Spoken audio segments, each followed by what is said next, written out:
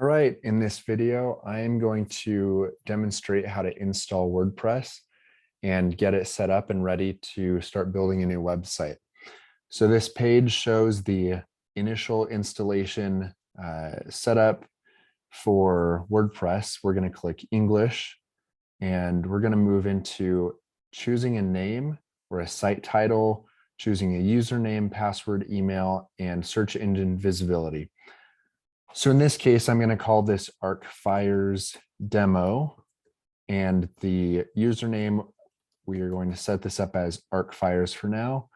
The password is going to be a nice long 1,000,000-character long password, and the email, let's set this up as info@arcfires.us. All right, so for the initial user that is being created, this username cannot be changed later. If you want to change the username that you log in with, you have to create a new user and then delete the previous one.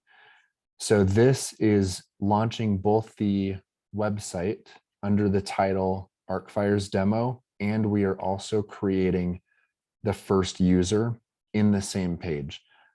The email can be changed after the creation of this, this user. It's the username that cannot. Password and email can change later, username cannot. Now, as far as search engine visibility, we don't want to select this unless we're creating a site that is not supposed to be really public. So in this case, I'm creating a demo website. I don't necessarily need this to show up in Google. So I'm going to discourage search engines from indexing this site. If we are building a website for a client or something that is going to be live in production mode, we're going to have people trying to access it. We don't want to hurt the search engine rankings for this site. So normally we would not select this. In this case, we will. All right, we are installing WordPress. I'm going to save the username and password so that I can log in. Hopefully that is the correct one. And we are in. All right, so this is what it looks like the first time you sign into WordPress. We're looking at the dashboard, and this is the back end of WordPress. The way that you can navigate straight to the back end is by putting /WP -admin at the end of the page. So for example, if we go to demo.arcfires.us right now, this is what the front of the website looks like. If somebody types in the URL and pulls up the website, this is the default theme. This is what it looks like as a blank slate that has not been worked on at all. And if you wanted to, let's say you are logged out and you need to get back into the dashboard, you simply put WP-admin at the end, and that is how you can pull up the login page. You can also do WP-login, and in some cases you can do /admin or /login, but consistently you can rely on WP-admin or WP-login for brand new sites.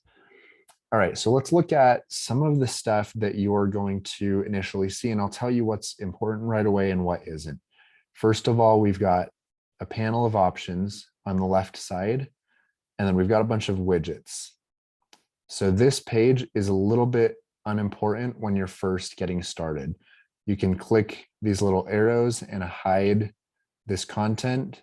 You can click dismiss if you'd like, or you can navigate through some of these tabs.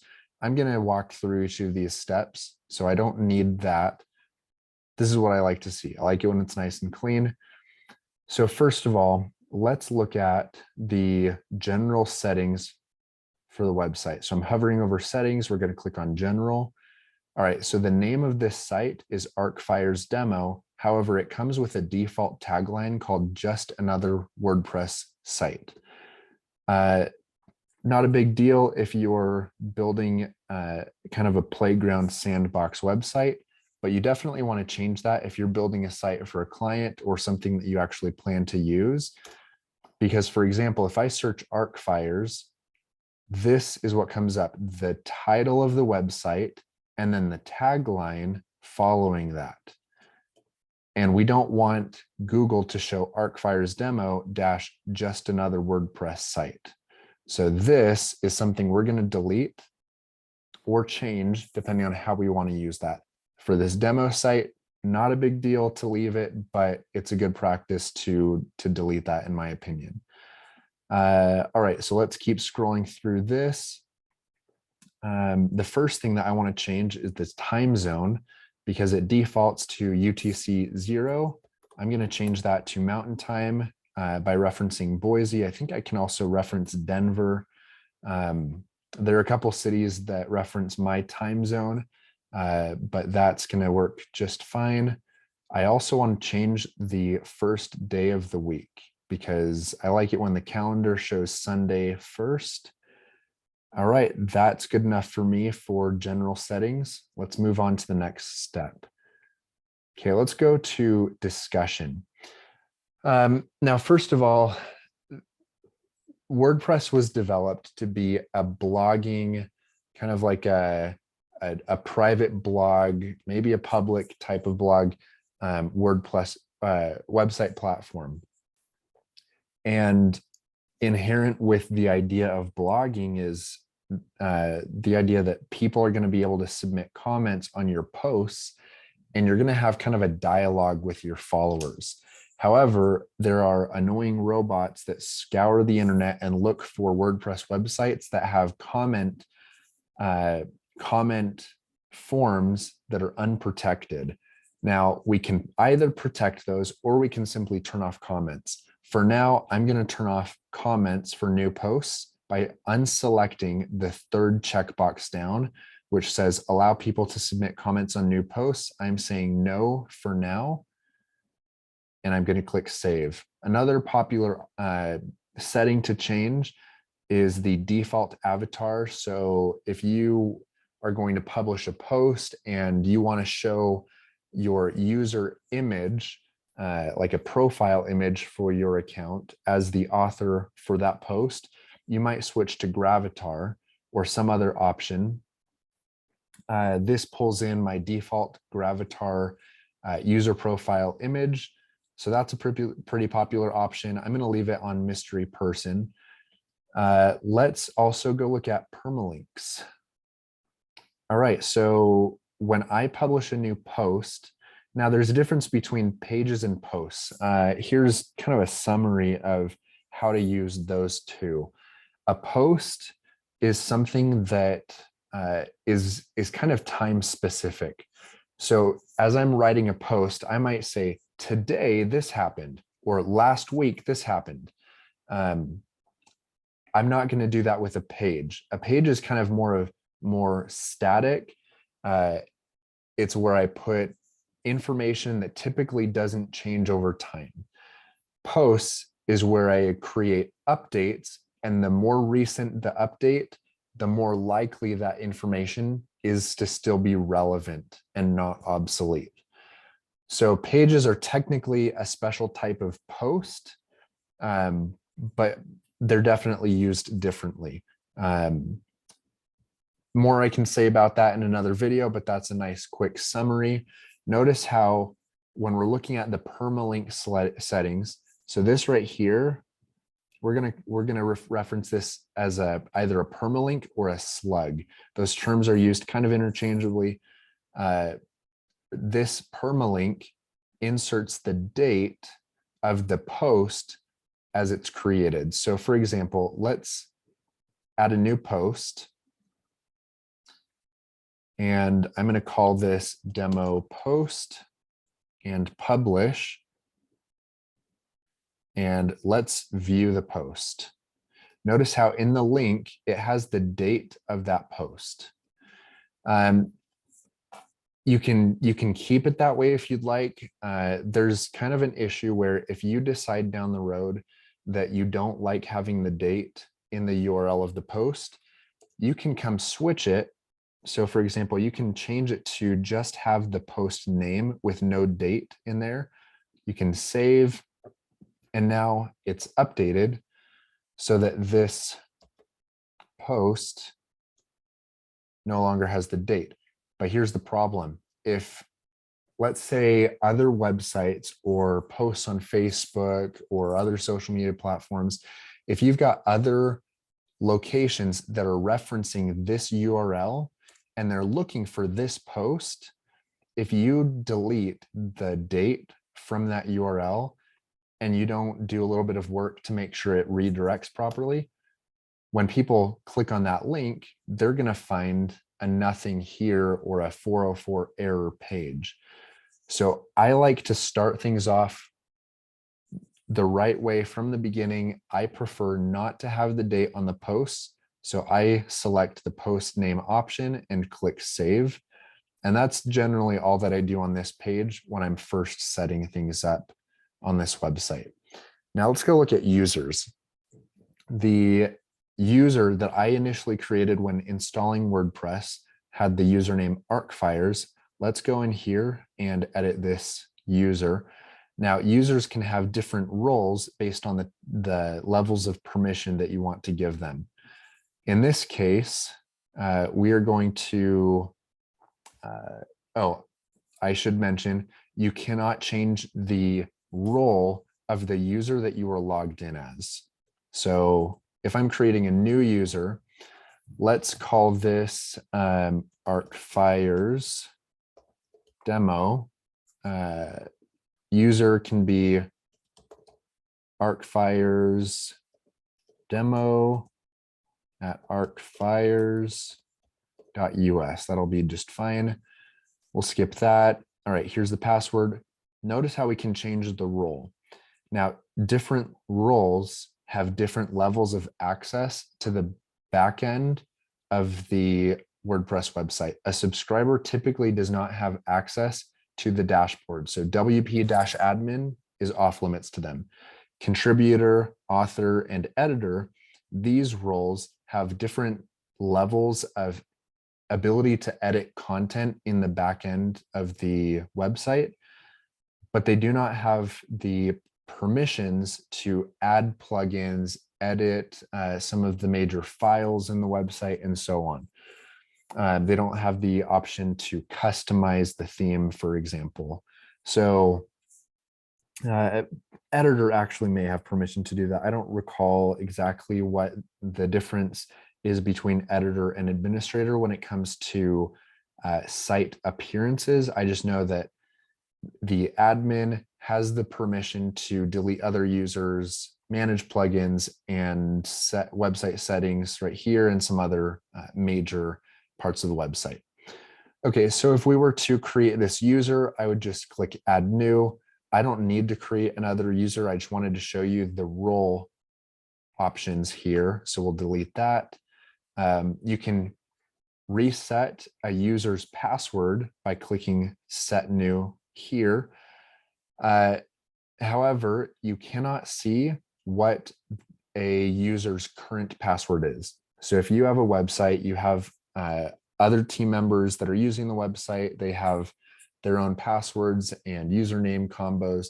You can't actually see what their password is. If you're an admin, you could reset their password and send them the new one, but you can't see what it currently is because it's encrypted. So we'll cancel that. Anything else in here that I need to show you? Okay, here's one thing. If I change my name to Jacob Householder, I can now change my display name to my full name. So even though my login username is ArcFires, if I publish a post, it'll publish on behalf of Jacob Householder instead of ArcFires because of this setting. So that's pretty useful. I think that's all we need. Again, Gravatar is where you can set up profile images that get brought in through all kinds of different websites. You can Google that and learn more about that. But this is my Gravatar profile picture for this specific email address. Okay, so we can click update profile. And then let's go now to plugins. All right, so this kind of introduces us to the really unique or what makes WordPress so unique from so many other website platforms. There are a lot of tools that you can use to build websites. You can either code it from totally from scratch, or you can use other platforms to kind of build your own website. WordPress powers a major chunk of the internet. Something like 40 or 50%, I believe, of the internet is powered by WordPress. And partially because, first of all, it's so user-friendly. There's so much that someone who doesn't know how to code can do without needing to write anything from scratch, just by installing plugins. Think of a plugin as a package of code that somebody else has written, and you are installing it into your website to add functionality or to have more control over the design and the appearance of the website, and so on. Now, it always comes with Hello Dolly. I'm going to delete that. It comes with Akismet anti-spam. You saw it in the, let's see, it was the discussion settings that I unselected the box for comments. So I actually don't need this plugin right now. So I'm going to delete that. I have 0 plugins on this website. Let's go install some of my favorites. We're going to install Classic Editor and activate. Notice how when I clicked activate, it brought me back to the list of installed plugins. If I'm installing a website for the first time, I probably have a list of plugins that I'd like to install, and I don't want to have to keep clicking back and forth between adding a new plugin and then seeing the list of installed plugins. So now what I'm going to do is click Add New, and I'm going to install a couple different plugins. We're going to install Elementor as our page builder, and that's going to be good enough. I just showed you how we could install 2 different plugins without activating them, and we're still in this Add Plugins library. So we've installed Jetpack, we've installed Elementor, but we have not activated them yet, so it hasn't sent us to this list of installed plugins. Okay, that's going to be good enough for now. Elementor is the plugin that we're going to use to build our web pages. Jetpack helps with a handful of things such as security. You can use it to optimize the website and how fast it loads. You can use Jetpacks to keep track of site visits. So this will show you the traffic on your website and show where people are clicking, where they're coming from, where they're clicking to, stuff like that. I think it's pretty useful. I'm going to click activate on Jetpack, and we also need to activate Elementor. Now, there's a little bit that I can do to set up Jetpack. I'm not going to do that in this tutorial, and I'm not going to go very deep into any of the plugins, but that's what the experience looks like installing plugins. And in future videos, I will show how to actually work with those plugins. All right, a little bit more to show before we wrap up this video.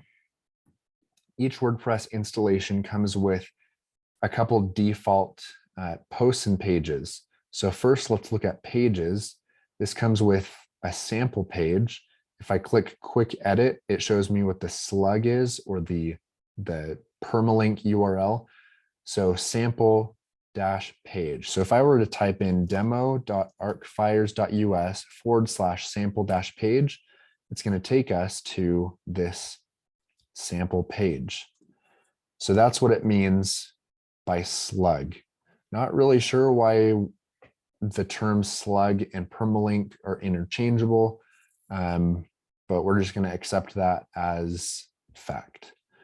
Okay, so let's click into the sample page. You can either delete this content or replace it with something that's actually useful. I like to replace it with something that's actually useful. I'm changing the name to home, and I'm going to click update. But notice how the slug did not change. It still says sample page, and that, my friends, looks tacky. So we're going to delete this. I can either manually type home and click OK, or I can click delete and then click OK, and it's going to load whatever is currently in this field into the slug, and that's going to work just fine. Let's click update.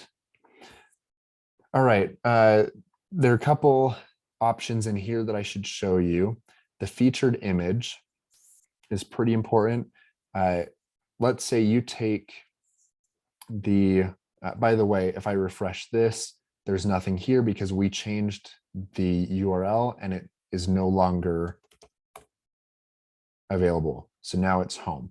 So if I were to take this home and paste this into a Facebook post or a text message or some other social media platform, it's going to look for a featured image for this page to load as a preview. So you know how when you take a link and you text it to your friend, it kind of pops up an image that it pulled from that web page.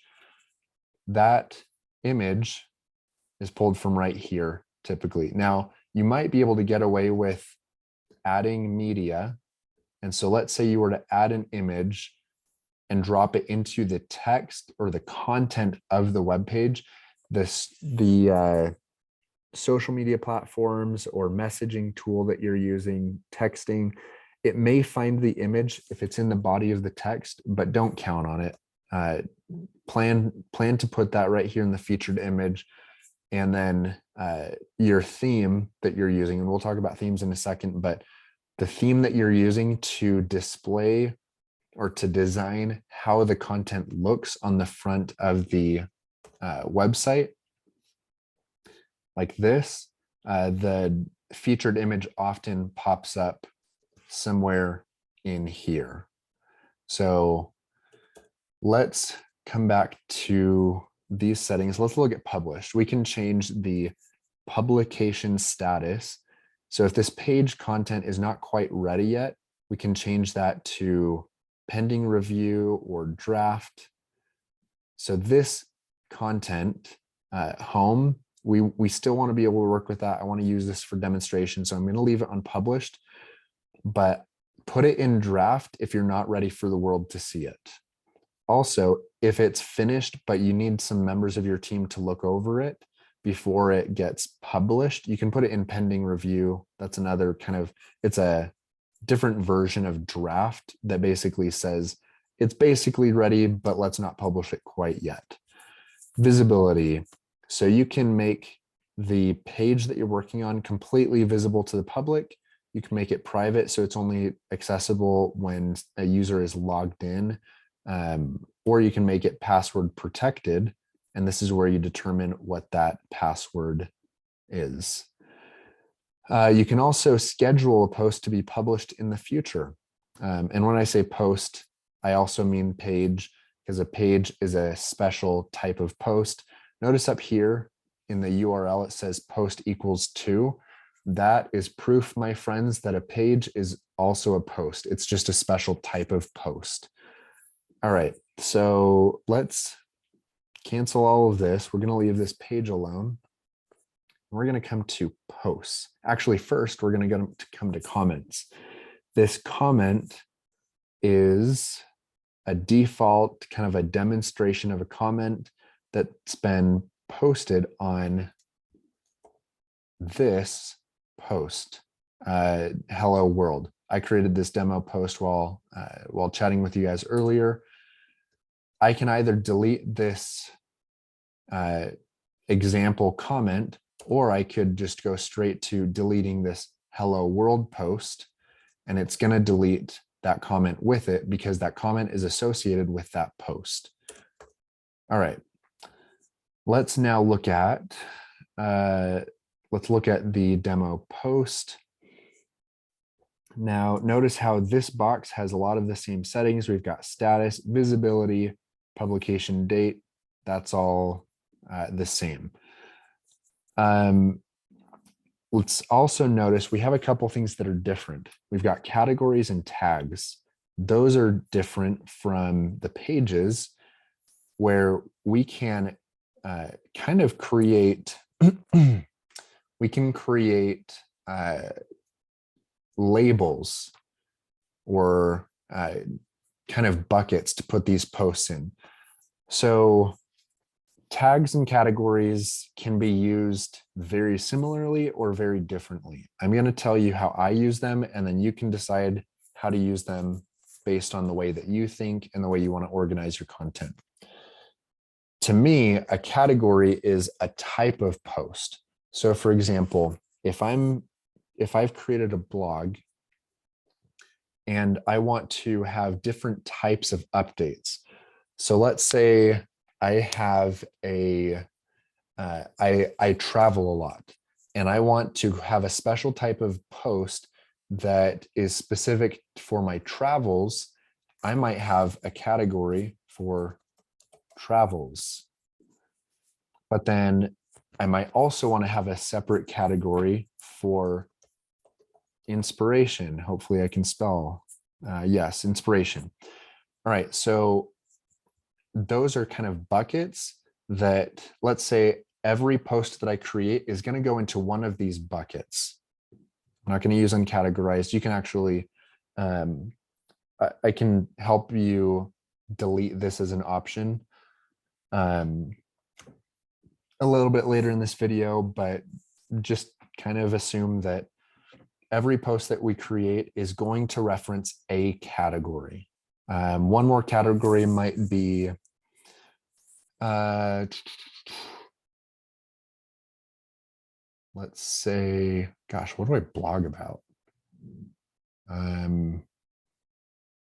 Apparently that's all I care about is traveling and inspiration. Cool, well, we'll just work with that. So let's say that this post is going to be in the inspiration category, but the topic of the post is going to be, let's say, self-reflection.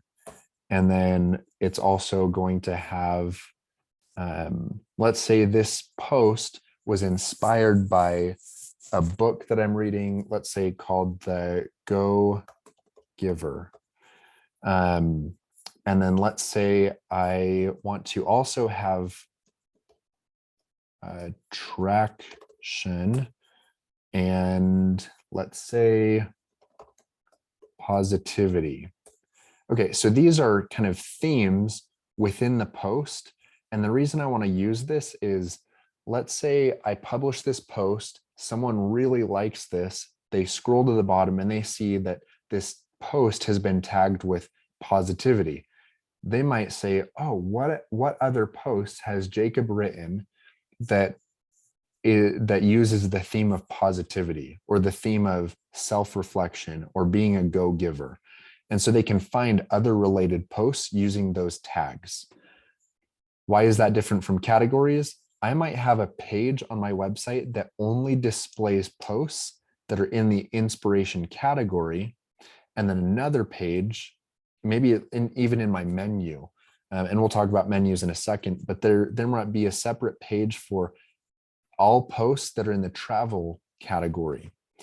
So tags kind of help with, they help users navigate content on your site, but it also helps people find your content in the first place. So for example, if I am Google searching Go Giver, because I've put this as a tag, this is helping the search engine rank my post. And there's a possibility that a user on a search engine may actually find my post because of how I've tagged this content, and it may make it more accessible and rank higher in the search engine results. So this isn't something you have to use. It's a really good idea to use it though, especially if you want people to come across your content more organically. All right, WordPress has given us these options of different content formats. I don't really use these because I use page builders and templates and some other tools to kind of create the same experience. But I do encourage you to explore these and see how the format changes based on the format of the front changes based on the format that you've selected here. Now, I will say that these options are unique to the theme that we have chosen. So when you initially install WordPress, let's go to Appearance and then Themes. When you first install WordPress, it's going to come with a default theme. And if I change themes, these format options may just disappear. So that's why I don't really like relying on the theme for these format types, because I want the formats to be consistent regardless of the theme that I install. So I don't really use this. So we're going to hide that. Goodbye. One other thing I want to show you before we get much deeper into themes is the screen options right here. Notice how there are a lot of little checkboxes that we can select, and that's going to determine what we see on the rest of this page. So let's select all of these and hide that. Notice how we've got a lot more going on in here. They've unselected those so that you don't get overwhelmed, but it's not a big deal. So slug, we already know how that works. Author, you can change the author that this content is attributed to. So let's say you're building a website, you have received a post. Let's say someone on your team wrote a post that needs to go on the website. They should be the ones attributed as the author, but you're logged in to your profile. So the default assumption is that it's going to attribute that content to you because you're the one that's logged in. But if you want to attribute the content to a member of your team, then you can come here and select them from the drop down and save, and it'll go to them instead of you. All right, we have unselected the allow comments. We've done that for a reason. Now allow trackbacks and pingbacks. We'll get into that when we talk about SEO, search engine optimization, and how this website gets used by other websites. Custom fields, we're going to ignore that for now. So most of this stuff just really isn't relevant for most of the builds that you use. Excerpt is cool. We'll talk about that when we're actually designing a page or a post on the front end. I'm just giving you a kind of a tour of the back end of WordPress right now. So we're going to ignore that too. So you can either ignore by hiding it here, or you can just unselect the type of content right there. Now, when I press update, whatever I've selected here is going to be the default setting when I click add new post. Notice how the options that I see here are the same as previous. Okay, so that's should be good there. Okay, let's go talk about themes. The theme kind of determines how your website looks by default when you haven't used any page builders or any other options to customize the website. Now notice how it says customize. We'll play with that in a second. We're going to assume that I want to just work with this theme for now. I'm going to delete these other themes and narrow it down to just this. That means that I've shrunk the size of my website. There are a couple of reasons why some people may want to keep those other themes in there. I prefer to just delete them. It's kind of more of an art than a science, in my opinion. Okay. There's a lot to say about widgets that come default with themes. I don't generally use widgets in the back end. So notice how under appearance it says widgets. Yeah, there's a lot going on with I guess this theme doesn't have any good widgets. That's cool. There's really two main ways that you can build a WordPress website. You can either rely on the theme to give you everything you have to work with, and you generally make those decisions in the back end. You kind of develop the theme, you style the theme in the back end, either in the dashboard or in the customizer, or you install a theme that doesn't get in your way too much. And then you can use a page builder such as Elementor to design the website on the front end.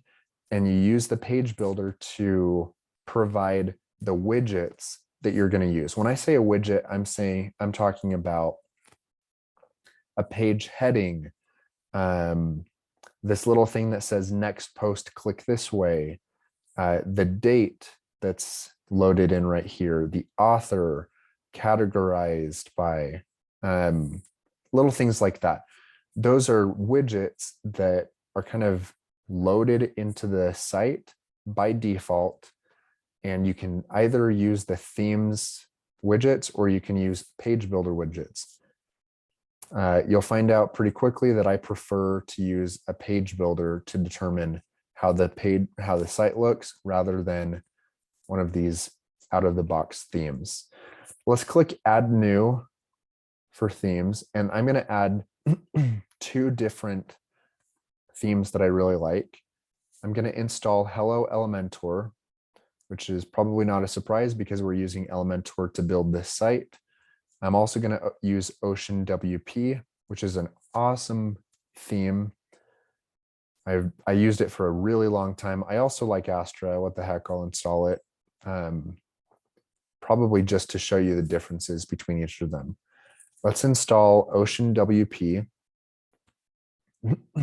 And let's click customize. Now, just for a little tip, I am holding down Command on my Mac, or you can hold down Control, and I click, which opens the tab in a new, or opens the page in a new tab. That way I can quickly toggle back and forth between all of these tabs and not have to use these back arrows very much. All right, so notice how when we're right here, this site definitely has a unique look. I think it's ugly, which is one reason we're going to ditch this theme. I'm sorry if one of the people listening to this developed it, but they really have no reason to watch my videos, so that's cool. Watch this. We're going to refresh, and it now looks totally different because we changed the theme. That is the power of switching themes. It changes the default settings of how the website looks. Ocean WP looks really nice right out of the box. You really don't have to do much to make Ocean WP look like a classy website.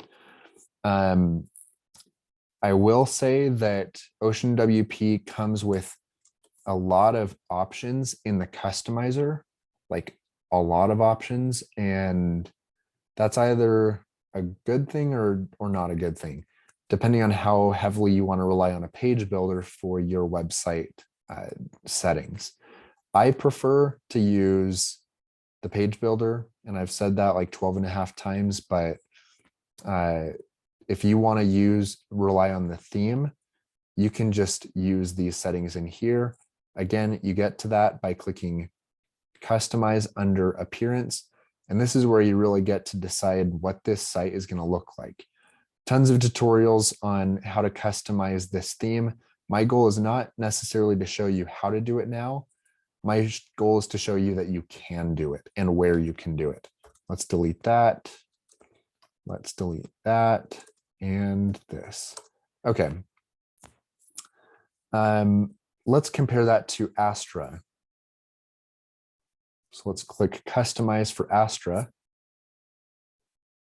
All right.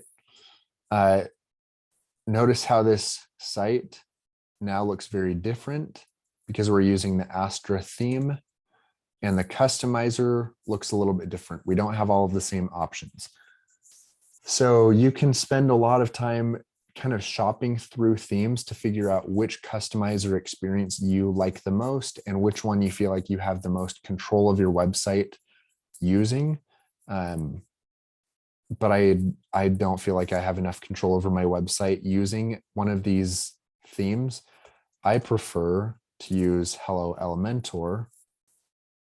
Let's click customize, and it comes with almost no options, which I actually like because I'd prefer to customize the site elsewhere. namely here.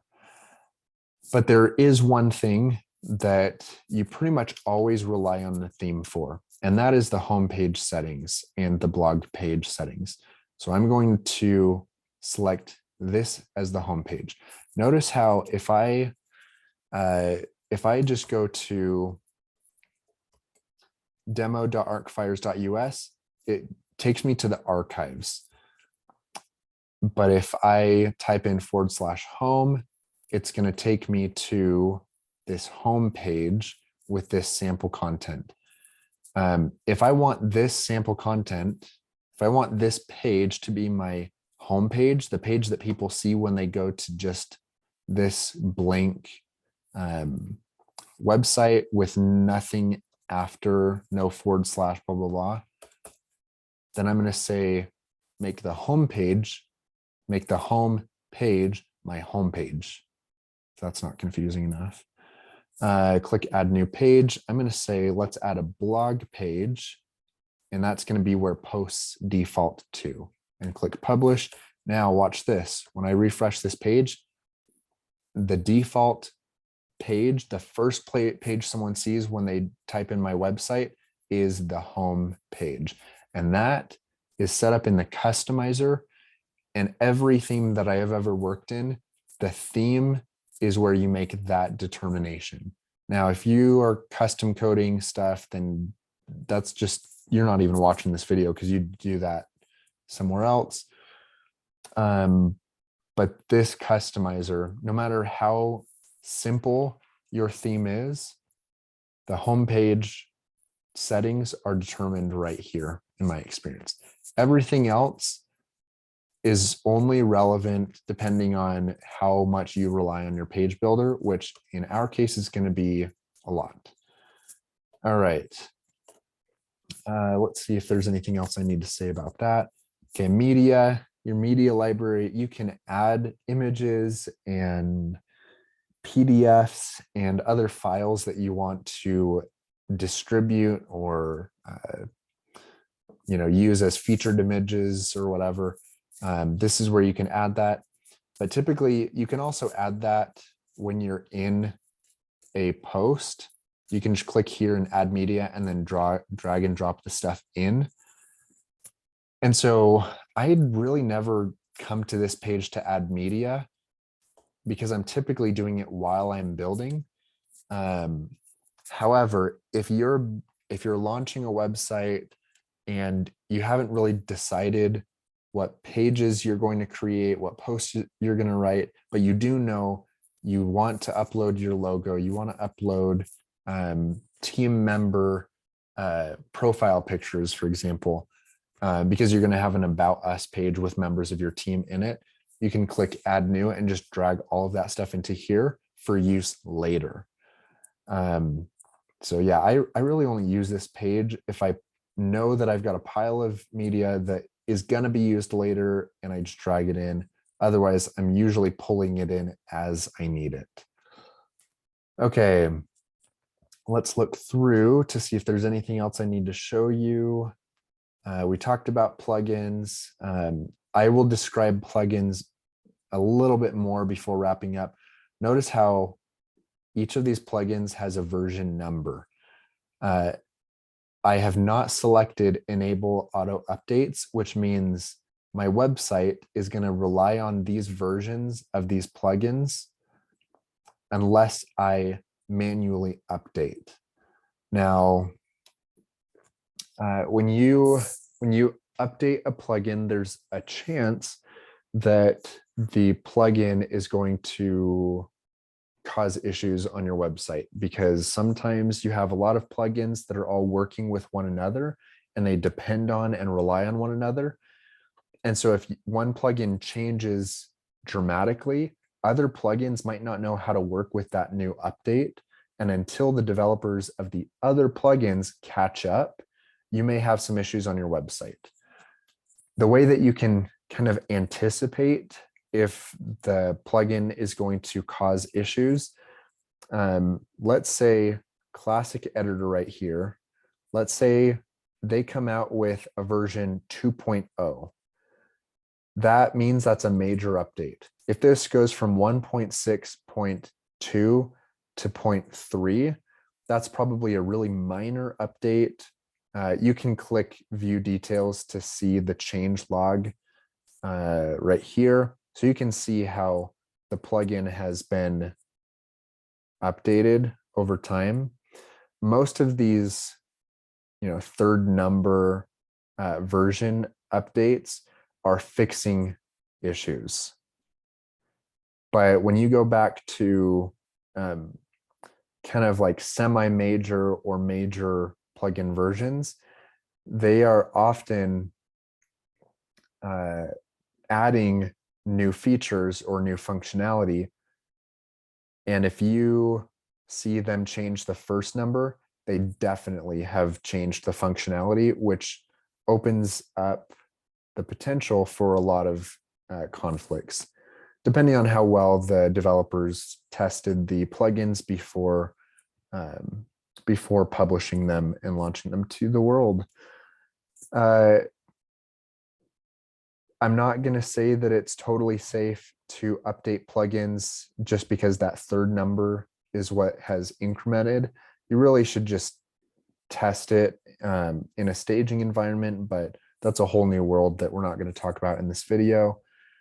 One other thing, I'm probably going to say one other thing like 12 more times, but one other thing that I'll say about plugins is everything in the WordPress library is free. However, you might install a plugin that says if you want all of the features of this plugin, you need to upgrade, you need to pay for a license and then install the license to activate all of the features. So it really just depends on the plugin. But anything that you can search in here, you're guaranteed it's going to provide you some level of functionality for free without needing to pay anything. But the freemium format where you have some level of functionality for free, but then you have to pay for the rest, that is like super, super common in the WordPress world. And you can kind of just expect that.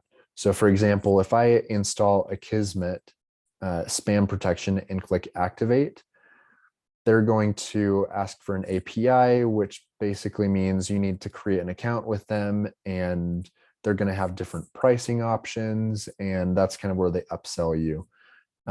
However, if I set up Jetpack first, I don't need to put this in this video, but it's just a cool thing to know. If you set up a free Jetpack account and then set up Akismet, I don't know how to say that, but when you set that up through Jetpack, it actually plugs in an API key, and I've never had to pay anything here using their basic option when I set it up through Jetpack. So that's a cool thing to know. Let me show you. I probably need to set it up first. Yeah, okay, I'm going to set this up real quick. So don't go anywhere. I'm connected to jacob@arcfighters.us. I'm going to come down here to, where'd it go? They keep moving it. Okay, start for free. Jetpack free. And then now let's go to site stats. This is where you can see the site traffic statistics. You can also click show me in the WordPress.com. Anyways, there's so much to get into. Once we start talking about specific plugins, like we could be here for hours, so I'm not going to do that. Just know that Jetpack is your friend. I like them. Elementor is your friend. I like them.